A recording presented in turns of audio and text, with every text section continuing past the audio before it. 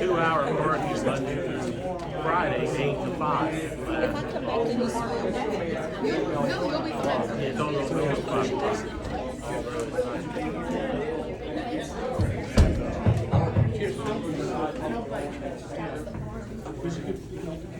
Good evening. Can anybody hear me? Does anybody want to hear me? I do. I know all this obviously interesting conversation going on. I hate to interrupt it with a boring talk by me, but anyway, I'm Ron Schwartz, president of this Beekeepers Association, and glad to have you. And I think most, do we have anybody that here? I know we have some people here for the first time. Would you kind of wave your hand so we can say hello to the first time people? Glad to have you. I don't really have much in the way of a program tonight, although I kind of do. I kind of invented one at the last minute, but I was been working in my hives. I've been doing night treatments, and as I get into my hives, I've noticed this summer that the hive beetles have been, at least in some of my hives, have been really bad. Some hives are not so bad, but it seems like some of the hives are struggling to keep ahead of them or keep them out. So I know we talked about, alcohol wash for varroa last time. I thought we would talk a little bit about what do you guys do to help control or manage hive beetles. And I will tell you some of the stuff I do, but in here in a minute. But as we talk about this tonight, for this evening, feel free, or please encourage you if you've got a technique that works for you. The rest of us want to hear it.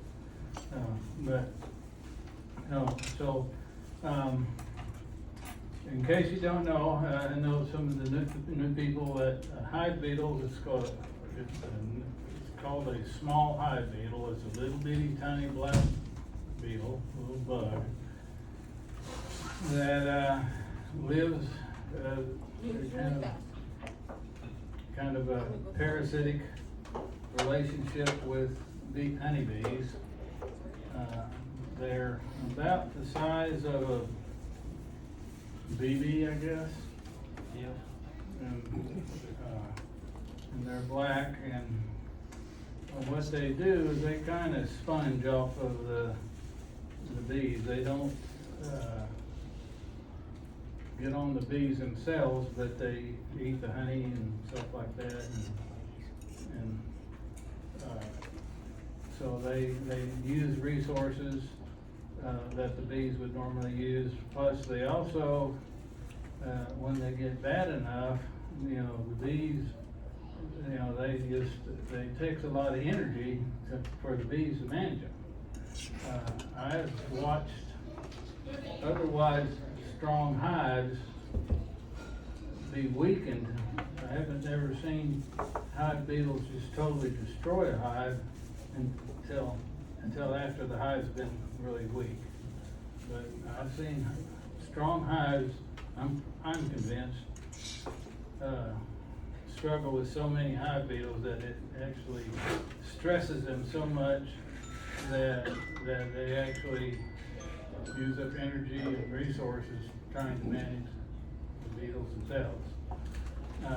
They're a particular problem because, to my knowledge, there's not like for varroa, there's an array of chemicals and things that we can use in the hives to kill them.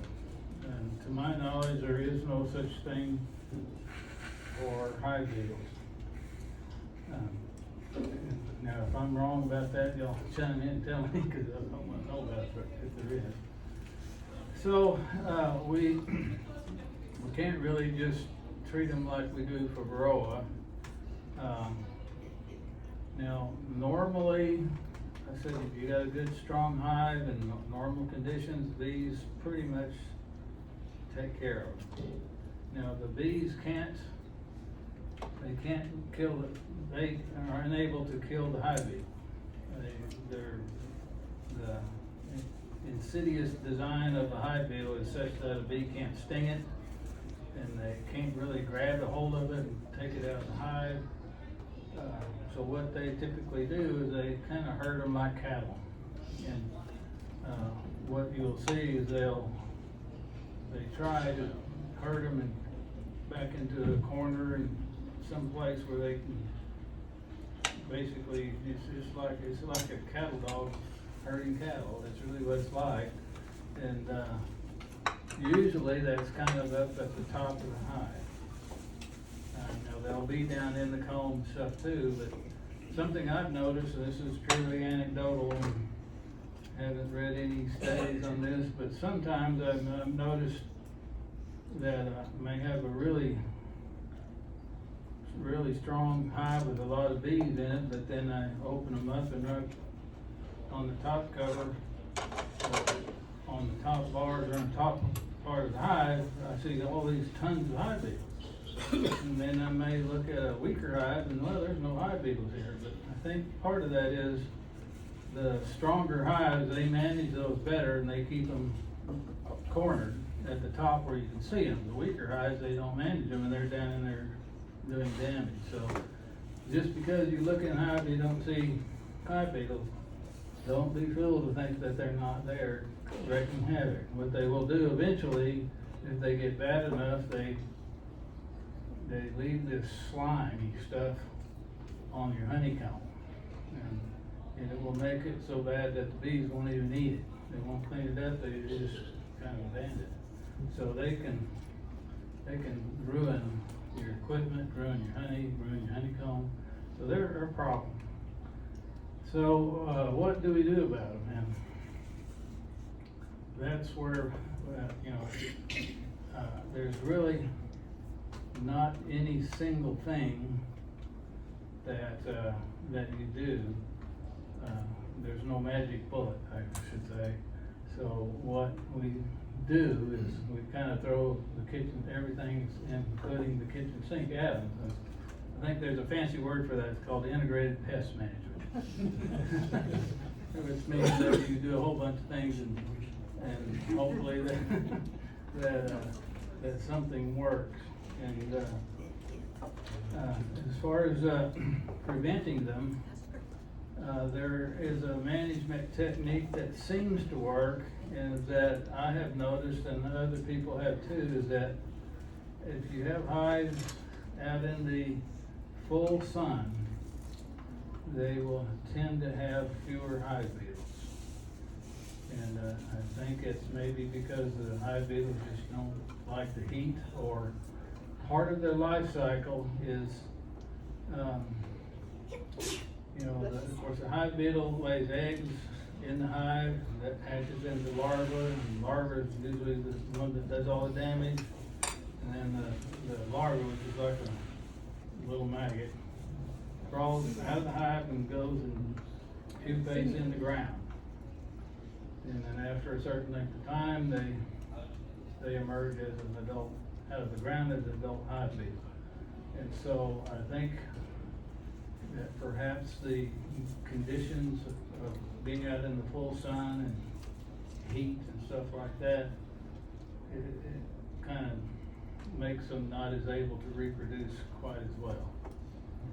I've noticed ground that I have that is rocky and sandy and just poor doesn't seem to grow hive beetles as well as nice fertile soil.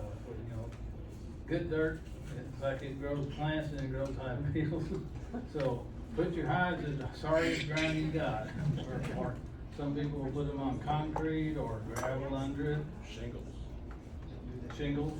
I've got 10, put 10 under my house. It's 10 under them. So what that does is that makes the kind of adverse conditions for their reproduction. John John, isn't there some kind of insecticide like treatment that you can put like on the spray around on the ground? Yes, there's one called Guard Star that we carry at the store. Basically it's 40% lithium. It has other ingredients. They always add a surfactant to make it stick and absorb. And long story short, it is, you mix it with water and you pump it under the hive and around at night if you already have bees there. It's better if you're gonna treat a yard and move bees to the yard. But it's killing the larvae in the ground, which is where they pupate and become a bee. So, I guess that is a case where there is a chemical, treatment that has some effect, but Still need more water? you're treating, permethrin is pretty strong, insecticide, and people use that for ticks and stuff like that, so if you get rid of some ticks and some hive beetles, that's just a double win there, it's a win situation, so. So that's, I haven't done much of that, but, Can they fly? oh yeah, they fly great. Beetles can fly. Oh, they can fly, they fly like as good as a bee, in fact, I have caught swarms that have hive beetles in the swarm. So they travel with the swarm and you have they're bad. It's like so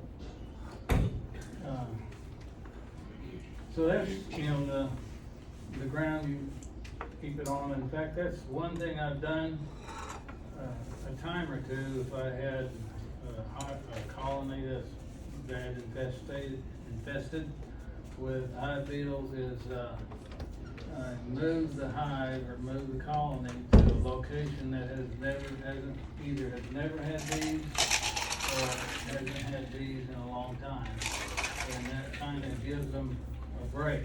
It's a break in the life cycle of that hive bee, and so that kind of helps the bees out and kind of helps you get it, catch up and get rid of some of them.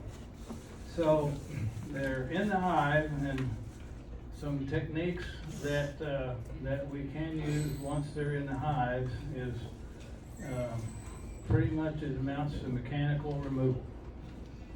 Now there's any number of ways to mechanically remove the beetle or kill it.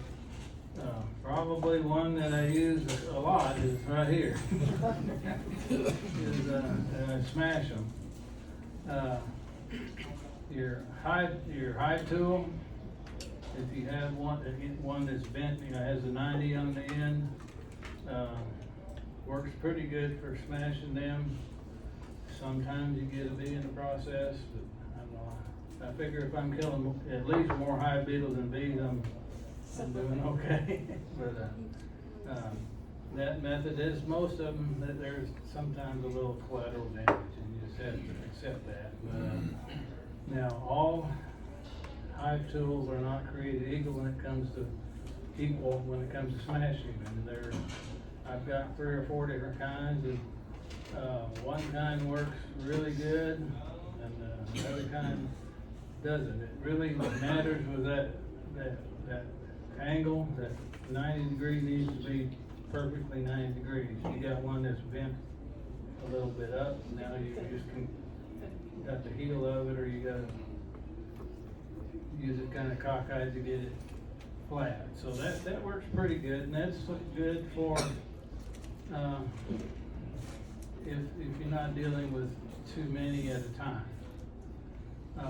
Now, one technique that is used is they really started using these little Swiffer duster things. Now there's a commercial product. Basically, it's a little cloth or fabric that you put in the hive, usually on the top bar, and what happens is the bees try to remove it. And in my case, in my hive, they remove it as fast as I can put it in there. So some colonies are just better about that than others. But what happens in the process of trying to get this stuff out of there, cause it's a foreign object in the hive and they don't like that, is it gets kind of rough, fuzzy. And what happens is the hive beetles have these little hooks on their feet and they get caught in that and then they just die. And that works pretty good. Now occasionally you will catch a bee that way too, so there's another case, just about every technique has some collateral damage, but that works pretty good. One of my favorite things, if I can find it, is these things here. I think they're called Beetle blasters, and you put these on the uppermost part of the hive. Usually I've used 2 of them, one in each corner. You stick them down in between the bars, and you fill it with, I fill it with mineral oil. Some people will put diatomaceous earth in it, and I think there's a commercial product, some kind of, there is a bait. It's oil with a bait in it. So what happens is, remember the bees herd these beetles up, and they get up under here, and eventually the bees herd them, and they'll try to get away from the bees. They crawl in there and get in the oil and die. These work pretty good. They will last about a season. Eventually the oil in there, at least the mineral oil, kind of congeals and gets thick, and so it doesn't work as good anymore. And eventually the bees will propolize those holes shut. But I use these a lot. In fact, I pretty much, once summer gets going, I put them in all my hives. But it's pretty much, I've tried reusing these things, but it's pretty hard. And Ron, there is a reusable one now. Where there's 2 of them up here to be given away tonight, but they have that center strip where they go in, it will actually, it unlatches and comes out where you clean them and reuse them. Yeah, it's good to know. So anyway, something you have to watch out for, I've done this, is, say you got, of course, these are filled with oil. And another thing is, when you fill them with oil, don't get over the hive and start pouring that in there, because unless you're a lot better than I am at it, you're gonna spill some of that oil, and you get oil down in your colony, and you're gonna kill bees. Now, it's not a big problem unless you kill the queens, and then you got problems. I haven't done that to my knowledge. But Hey, Ron, for those that wear contacts and you use saline solution, those little bottles work wonderful for putting that in your Oh, blaster. okay. Yeah, that would be good. I use the 40 now. That would be a good idea. Squirt bottle. And I usually try to bring a towel or something to wipe this off, because there'll be oil on top of that. And it seems like bees like to wallow in it like a dog would wallow in whatever dog would wallow in. Kills them. So, but you have to be careful, and I've done this too, is, especially like you may have a couple of these in there. I usually fill them about half full. But I've had occasions where I want to take a box off, and what I often do is I take that box off and sitting flat down on the ground, and I sit it on its end. So you know where I'm going with this. And if I don't think to remove the beetle trap first, now I end up just like this, and all that oil running out onto my bees, and that's not a good thing. So it's got its precautions that you need to be careful with. Now, next thing is you see, I'm gonna tell you folks, that you see, someday, whenever this becomes famous, you will say, I saw it here first, okay?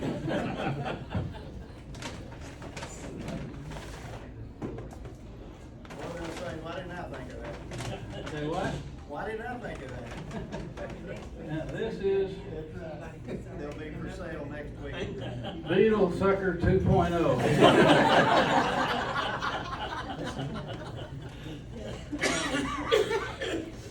I, 1.0 was much bigger and clumsier, but then I found that they're starting to make these nice and little streamlined, and really what I've done is,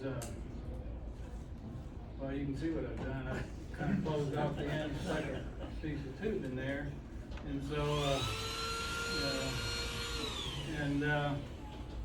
and it will flat suck up the hive beetles. And that's when they get really bad, is I bring this thing out and I go after them. And I've sucked them up by the hundreds. Does it discriminate when it comes to a bee? No. That's gonna be 3.0. He's working on that. I'm working on that, but I haven't solved that issue yet, is that it will suck up a bee in a heartbeat. And again, all these techniques have collateral damage, okay? And so, yeah, you'll suck up a bee, and I've noticed that it'll suck up a bee if it just flies by. I mean, this is whenever you're getting really kind of desperate, okay? What I've learned to do is, if I'm just sitting there trying to, because what happens is that these bees trying to help themselves out will chase this hive beetle that I want to suck up around. As I'm waiting for the hive beetle to make a break for it and get out in the open where I can suck it up, and so I'll be standing there and they'll beetles fly by and get sucked up. Dang bad luck. And so anyway, that works pretty good, and especially if you have a lot of hive beetles, more than you can just smash. Now, if it gets really bad, I just get a regular vacuum cleaner and I just go vacuum out. Anything that's there gets vacuumed up. This has got a kind of a neat deal, is that once you get this full of your hive beetles, now you got this thing full of hive beetles, and what do you do with it now? You gotta kill them suckers somehow, because they will find their way back out. And so, Don't lay it in your bed, your truck, or in your cab. so this comes off, and I usually stick it in the freezer for a day or a couple hours, and they'll freeze, and that little filter in there comes out, and you can dump them out. So that works pretty good. Now, if I'm in a hurry, I have a technique that I'm almost, I don't know if I should tell you about it. More sadistic than freezing. Well, it's quicker, but it has a little danger to it. Gasoline. Well, it's worse than it works better than gasoline. I don't know if I can see this. You have to promise that you will not hold me responsible for any adverse. Can I have your word there? Disclaimer, use the disclaimer. Disclaimer is that I will deny saying this. What you say is, this is what you don't do. I thought you- Never done this. I thought you were on camera. You gotta turn the camera on. This is what's not safe to do. Is, well, what I was found is I wanted to empty this for whatever reason, and I didn't want to take the time to freeze it. So I need to put something in there that will kill them quickly, and it needs to be vaporized, because I guess you could just pour alcohol in there, but that might ruin my little filter. So I had this bright idea. Is you know what starting fluid is? You're euthanizing with ether. Now, starting fluid is ether. Okay, so I remember having ether as an anesthetic when I was a little kid, about Cora's age. It's bad stuff. It's what they used to use to put you out for surgery before they got a little more civilized.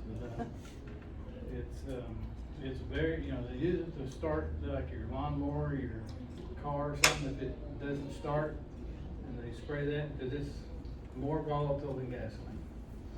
So you can start a fire or an explosion really, really easy. And, but you spray that in there and the hive beetles don't last long. Okay, now I wanna add something before we go any further. I don't know if that will, but, cordless tools will also ignite ether and gasoline and alcohol really well from the brushes. So if you do that, okay. I have had a drill burst into flames in my hand when I was a little dumber than I am now. Not much last week.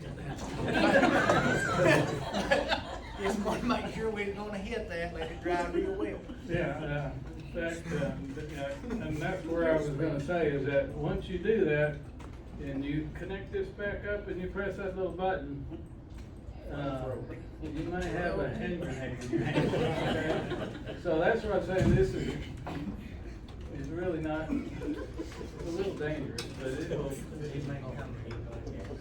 So what I do is of course I separate it and I go set this down and I go somewhere else. Because, but anyway, there is now this one is made by Dirt Devil, works pretty good.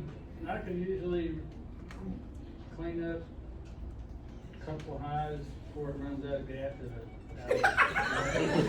Runs out of ether.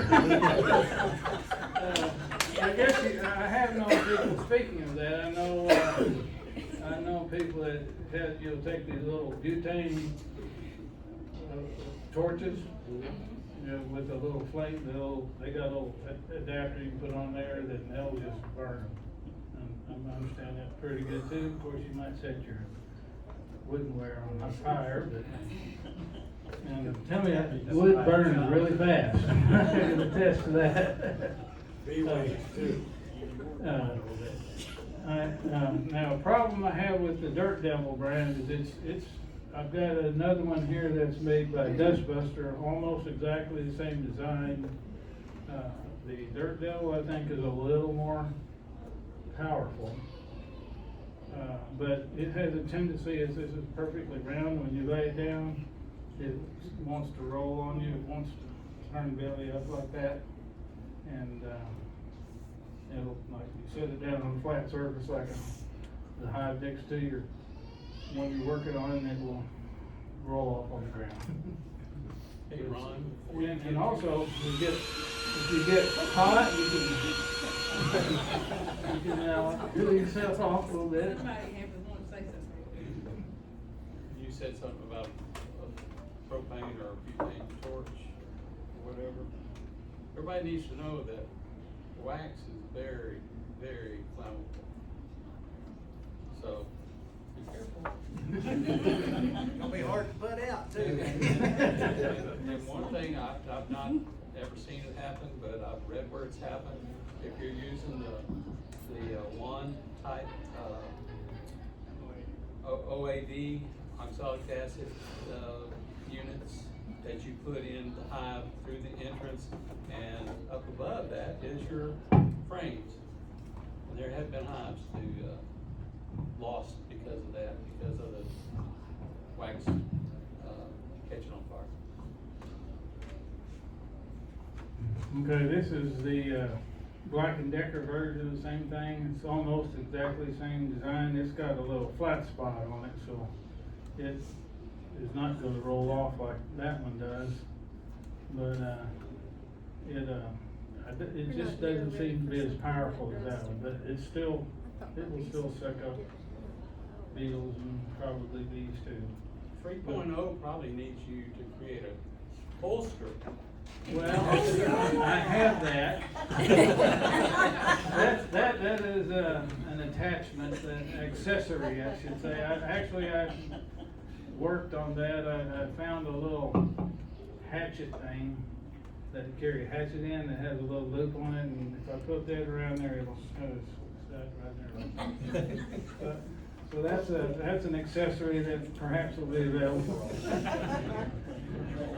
But anyway, so anybody that perhaps some lucky person will have the chance to win this as a door prize this evening.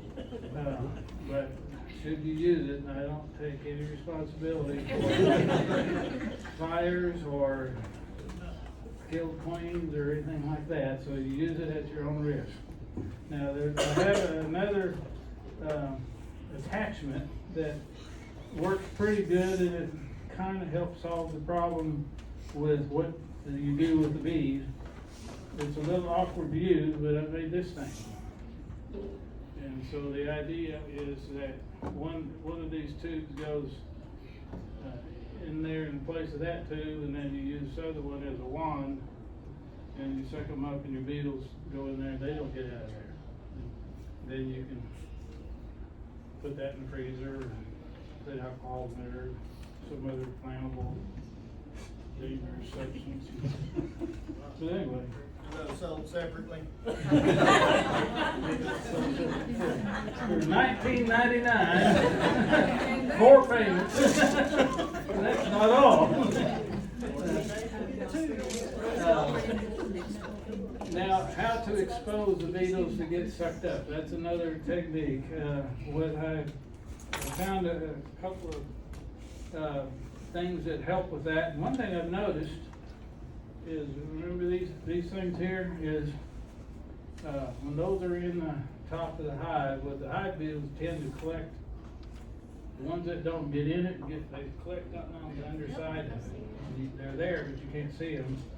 And what I have a tendency to do is I'll take my hive tool and I'll run in along the edge of that, and it'll smash a lot of them, and some of them will come squirting out the side. But I've also noticed is that if I stick the smoke, really smoke it real hard from one end, the hive beetles come out the other. And so you can kind of be ready there with their beetle sucker 2.0 and suck them up. Another thing that works pretty good is to expose them is take your outer cover off and lay it upside down on the ground. Really it's best to be out in the bright, hot sunshine. And take your top super off and set that all the way down inside the cover. And then just let it sit there with the sun shining down in it for 5 minutes or so.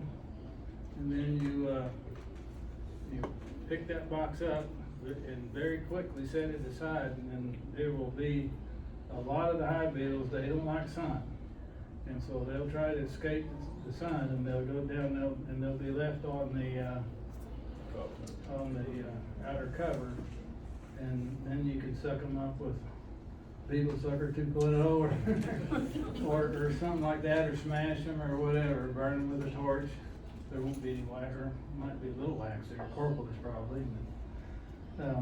Anyway, that's what I do, and I've actually had some success with doing this, like several times. You really don't get them all at once, but I've actually had quite a bit of success in at least getting the beetle numbers down where the bees can manage them better. So just kind of helping them out. So it's a lot of work, and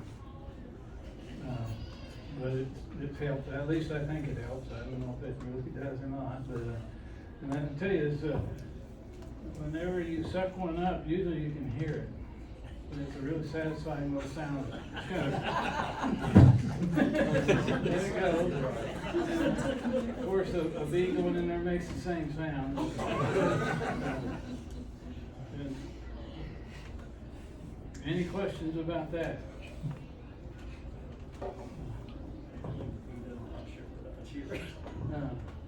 Anybody else have any other ideas about the beetles? Phil has one. Well, I've read that you can use some nematodes.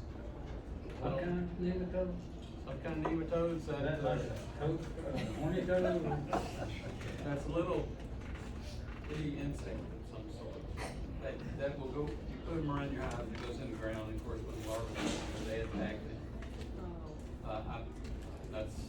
That's all I know about that. Now, John, isn't there a miticide that also is advertised to take away small hive beetles like? Was, okay. They have taken that away from us, yes, it did a fabulous job. They call it Checkmate Plus, and the plus was for the small hive beetles. Did a fabulous job. It would, if they come in contact with a strip, it killed them. And I guess it worked too well. Couldn't have it. Because it is no longer available in the US. So there's something else I wanted to share is one thing that can really cause you problems with small hive beetles is a top hive feeder, for instance. John, you remember my story on that. There was a lesson learned there. But I think and it's been several years, but I was using top hive feeder for feeding, of course. And then we went into the nectar flow. So the bees left and started, just bringing in the nectar and pollen, and therefore they weren't watching the top hive feeder. Next thing I know is I've got small hive beetles everywhere in the feeder. So that's a lesson learned that y'all might want to Yeah, think about. I'm guilty of doing the same thing as that. Unfortunately, feeding your bees you're feeding hive beetles too, and probably, and I do this almost all the time, especially the hive top, ones with little floats in it that I like so well, is when that gets dry, the syrup's all gone out of it. That's just the perfect place for hive beetles to breed. And so, you either keep them full or you get them off the hive is ideal. And cause I've sucked up and smashed larvae, and it's just gross, they're bad. So, and also, like pollen patties, I think they kinda like those things.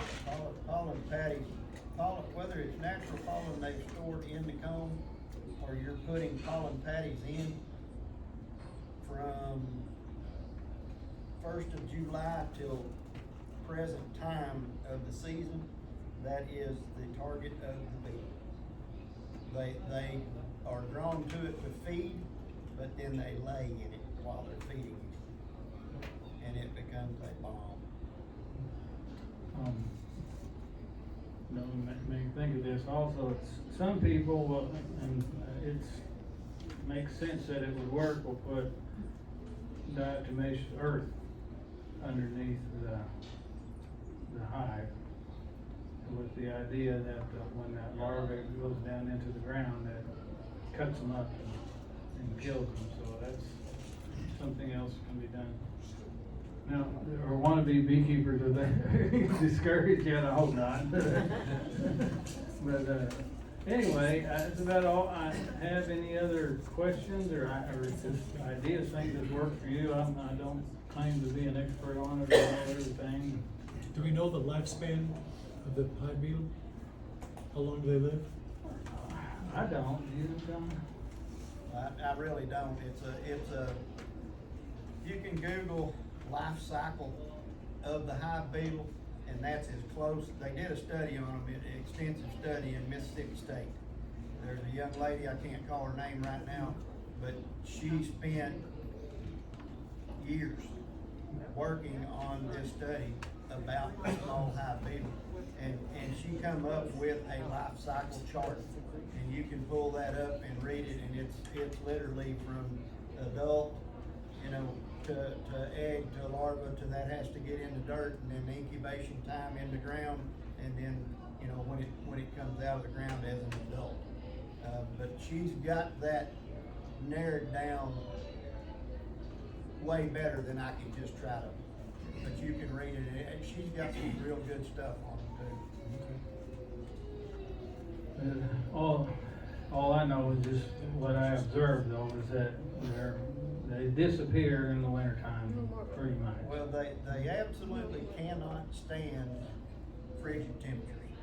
The adults, if you've ever lost a box of bees in the winter for any given reason, without getting into this, there will be dead hive beetles mixed with the dead bees. They have no host, they cannot take the cold temperature. And I'm talking about 35 down. They're gone. Yeah, and of course, that's any larvae, I guess the larvae in the wintertime, they don't, Well, they probably stay in the ground, but they don't hatch out. correct. They're putting next year's beetles in the ground right now with the larvae. So. So the dryer sheets you use, we always put them just in the top box. Does it help to put a strip of it in, say you're 3 deep in each level? I think if you've got a strong colony of bees, when you open that box, you will always see the beetles immediately, because those bees do 2 things. They deter them at the door, the ones that get in, they shove to the top. And then they post guards, and they hold those beetles in the top. So, to put them on all layers, I know people that do. I don't, simply because you're not as apt to go down there and check and retrieve those towels. And that's a real good place to catch a queen, is in the lower boxes. Right. Good point. What, Does the diatomaceous earth affect the bees? Yes. it will if they're in it, yeah. So you don't wanna put it on the ground. On the ground under the hives where they're not going to be unless, there's something wrong with them anyway.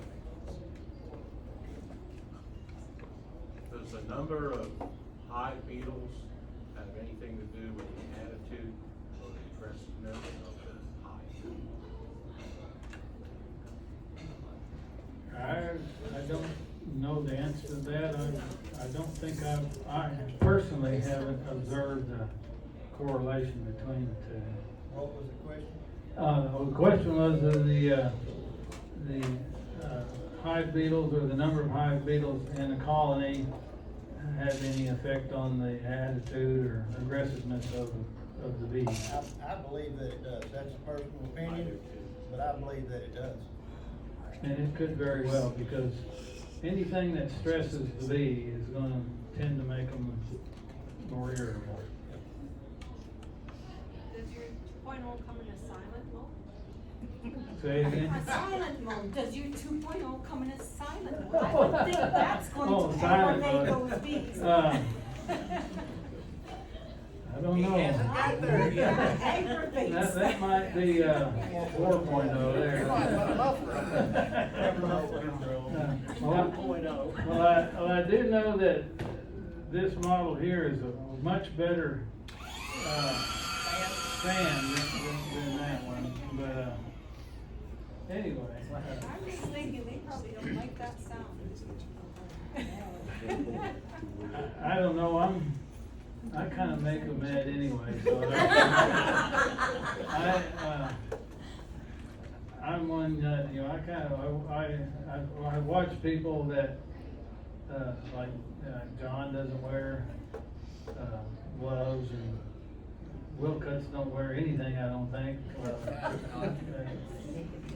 I don't know, I guess I'm just in too much of a hurry and I don't have patience, cause whenever cause I just kinda go in there like a house of fire, and it's like, okay, I'm in this hive, I wanna get what I want done, and I wanna do that fast.